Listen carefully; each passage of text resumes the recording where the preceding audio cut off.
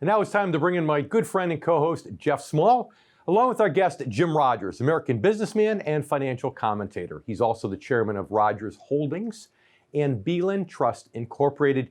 Jim, thanks so much for being back with us here on The Income Generation. I am delighted, David. I'm a fan.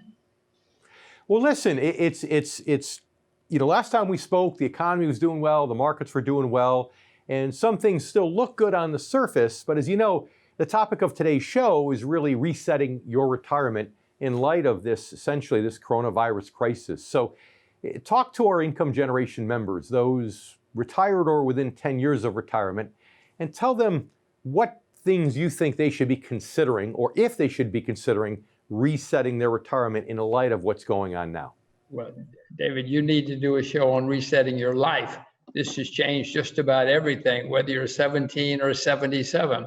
You better reconsider a lot of things, including retirement. Well, the first thing, of course, is interest rates are zero or nearly zero. So as far as getting yield, it's very, very difficult.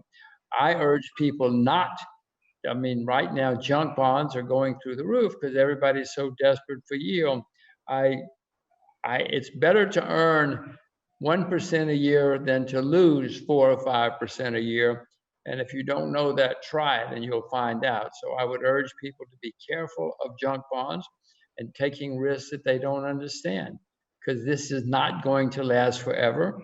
We are going to have interest rates again in the world. Up until recently, we've had a pretty long period, maybe 7 years or so, with not a lot of junk bond defaults. And it's possible that investors have gotten overly confident, maybe borderline cocky, thinking, well, junk bonds are still pretty safe. But with the corporate bankruptcies we're seeing right now, clearly that's not the case anymore, right? David, what you just said, things are different this time. They're not ever different this time. Yes, it's been 7 years and people think, everything is okay. That just makes it worse. Do not get overconfident, because the world has not changed that much, and we will have defaults again, and we will have interest rates again. Sure. So what, somebody who needs income then, what do you think? Maybe if you go to high dividend yielding blue chippy type stocks, that maybe their bond issues would be, triple B or higher, they'd be investment grade, maybe even A rated, but you're getting a better yield on their stocks than you are by their bonds on a by a long shot. Is that what you'd consider for income, perhaps? Well, yes, David, if you know what you're doing, but don't go let somebody say to you, this stock is yielding 3%, buy it, and you don't have a clue what it does, or you don't have a clue what the business is, or whether it's good value or not. No, there's nothing worse than investing in something you don't understand, because it has nearly always, at least in my case, it has nearly always led to problems, if not disaster. So be careful. I know it's difficult times. Don't think I don't have the same problem. We all do, but don't overreach and make mistakes. Yeah, that's a chapter right out of Berkshire Hathaway. Chapter right out of Warren Buffett's words, essentially. I know Jeff's chomping at the bit to talk to you about China and some questions there. Before we do that, though, I have to ask you one more thing. You intimated a moment ago that you thought at some point interest rates would go back up again. And I'm in the camp that we're in a new normal of excessively low interest rates with all the world's central banks flooding the markets here. So if you do think rates are going to go back up, how high and why? Talk to us about that. Interest rates have never been this low in recorded history worldwide. This has never happened before. And maybe the world has changed dramatically, but governments everywhere are spending huge amounts of money, borrowing huge amounts of money, and printing huge amounts of money.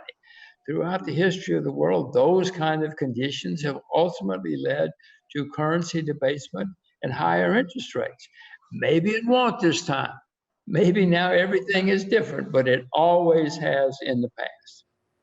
So is it possible then that what we've seen this time lately, over the last 7 or 8 years, is not so much currency debasement and inflation of costs of goods and services?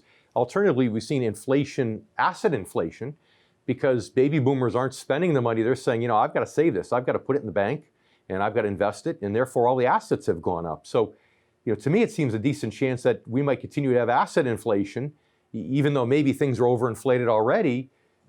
because people just aren't buying goods and services quite to the level they were as they get older. And am I off base in your opinion, or any truth to that?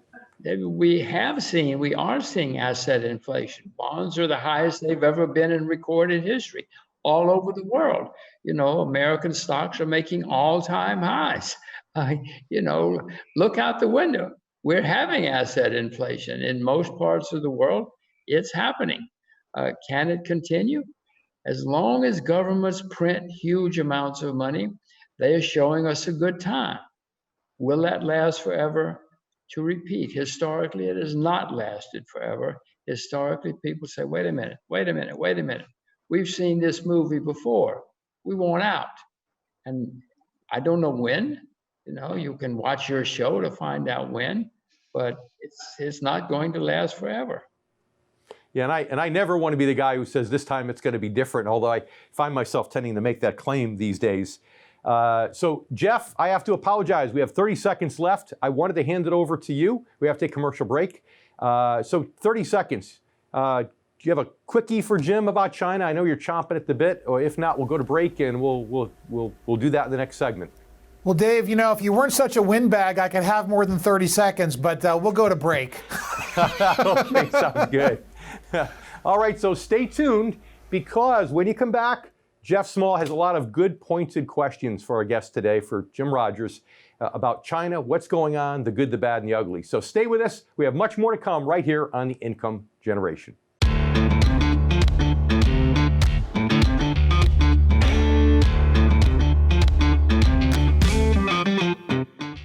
Now let's bring back Jeff Small, along with a good friend of The Income Generation, Jim Rogers, American businessman and financial commentator. So, Jeff, my apologies for being, as you called it, a windbag in the last segment of the show. I know you're chomping at the bit with some great questions for Jim about China. So, Jeff, take it away. So, Jim, it's great to see you on the show. I guess you're in Singapore right now. That's your home base. So you've got a unique Asian perspective. We're looking at a potential political change here as we go through the strife over here domestically in the United States. And if we have an administration change, we're going to see trade risks probably diminish. So if that ends up happening and trade risks do diminish, what Chinese stocks do you like that could benefit from a change in administrations in that regard? Tell us what some of your picks are, what you like going forward if that happens. Well, Jeff, you know what's happening in the world, and anything to do with travel, tourism, transportation, restaurants, hotels, they've been smashed. So I, anyway, am trying to find things in China, since we're talking about China, that have been smashed. I've bought Chinese wine companies recently. People don't go to dinner. They don't go to the bars. They don't go to the discos. So wine, needless to say, is down a lot. Most people still haven't heard of Chinese wine companies. I hope someday I hope you and I, Jeff, someday are sitting in a restaurant drinking Chinese wine. So, Jim, there's lots of promising vaccine trials going on here, the best results that we've ever seen in a stage 1, stage 2 trial. It looks like we could get a hold of this coronavirus with vaccines and therapeutics before the end of the first quarter of next year. And so what type of effect would that have on global markets, since you've got kind of a Singapore perspective? And what is your downside scenario forecast for if the virus gets worse and the vaccines don't come to light? Give us your range of the good, the bad, and the ugly here on what you see happening. Well, if there's no cure, if there's no solution, be very, very worried about 2021, because no matter who's elected in the U.S., the world is going to have serious, serious problems. If somebody comes up with something, and lots of people are working, it will probably cause, for instance, emerging markets to have big rallies. They've been hurt very badly. I mentioned sectors before, like travel, tourism, transportation. All of those areas will have huge revivals. In many parts of the world, I live in Singapore. The airport's basically closed. So if there's a vaccine, the airport's going to open and it's going to be a boom compared to present situation, that is.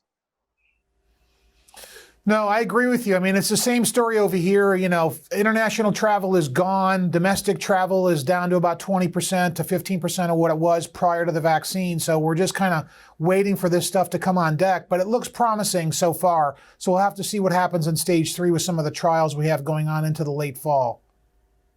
Well, we all hope, obviously, we all live in the same world. Let's hope that we can go back to some kind of normality again. We'll hope that we can all have a great time and make some money again. Jim, what do you think about what's happening right now? Our relationship with China seemed to be getting better for a while as we're trying to get a trade deal done of sorts. And now it seems like the United States is going a little bit more isolationist when it comes to China. And of course are blaming really intellectual property security as the reason for that. I mean, do you think there's validity to that? And if so, do you think we're doing the right thing? I know you're not an isolationist guy, you're quite the opposite. So talk to us about that. Well, there have been periods in world history when the world has closed off and periods in world history when we opened up. I hope we continue to open up. The Chinese certainly opened up for the last 40 years. Now even the Chinese are closing off to some extent. The Republicans have said out loud many times they're going to use bashing China to win the election this year. Whoever wins, I hope that in December and January, people start saying, okay, now we've done that. Now let's try to have some prosperity again and open up. Open economies and open markets. I mean, history has shown repeatedly that's better for the world than closing off. So let's say that doesn't happen, and you're talking about buying Chinese companies, buying stocks in Chinese companies. Do you think then that in this, if there's essentially a financial Cold War, you know, is this something that China can fare well, or because U.S. has really a bigger economy in many ways that they can perhaps, you know, maybe if this continues, then our Chinese stocks really could have the potential to be a good investment, or could it turn the other way for them? David, trade wars have never been good for anything. One of the things that history shows is nobody wins trade wars, and trade wars are not good, and they sometimes lead to wars. Unfortunately, that doesn't mean people don't try them. They think they can win a trade war. One of the main lesson of history, David, is people don't learn the lessons of history. You know, history will teach us that. I would hope that somebody will come to their senses in China and the US, and we will all open up. But it's not just the Chinese. I mean, Mr. Trump is bashing the Japanese and the Germans and everybody in sight. My reading of history, that is usually not the best way to go. I hope that after the election, he did huge amounts of business in China before he was president. I hope he opens up again. Yeah. Well, the question is how much of it's political versus how much is a real concern. If it's all political, then no matter who gets in, you're right, things should turn back in the non-isolationist direction. So, Jim, we need to leave it there for now. Thanks so much for being up this late at night from Singapore to interview with us. We really appreciate you being here once again. My pleasure. Good night, Jeffrey. And you stay with us too. Take care, Jim. We'll be right back here with a lot more coming up in a moment on the Income Generation. We'll be right back.